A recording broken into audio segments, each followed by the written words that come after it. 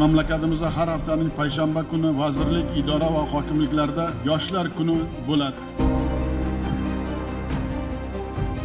Xabaringiz bor, 24-fevral joriy yilda hurmatli prezidentimiz yoshlar bilan uchrashuv qildilar. Juda ham katta uchrashuv bo'ldi. Unda 60 mingdan ortiq yoshlarimiz qatnashdi.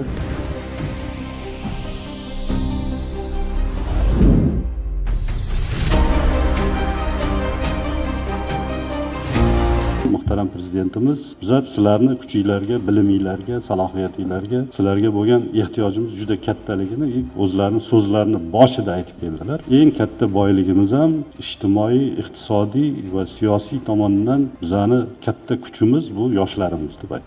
Prezidentimiz tashabbuslari bilan har haftaning payshanba kuni barcha vazirlik, idora va hokimiyatlarda yoshlar kuni etib belgilandi. Prezidentimiz yoshlar bilan uchrashuvida nutqlarida ilgari surgan tashabbuslari va imkoniyatlarini yoshlarga yetkazish maqsadida bugun Toshkent davlat transport universitetida Respublika transport prokurorining yoshlar bilan uchrashuvi bo'lib o'tdi.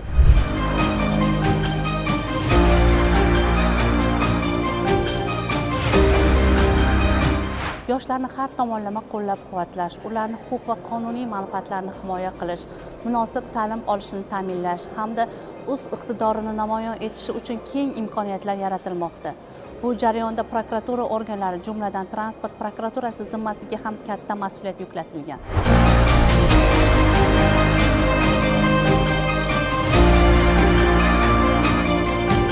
Uchrashuvda asosiy maqsad yoshlarning muammolarini o'rganish va ularga tezkorlik bilan yechim topishdan iborat.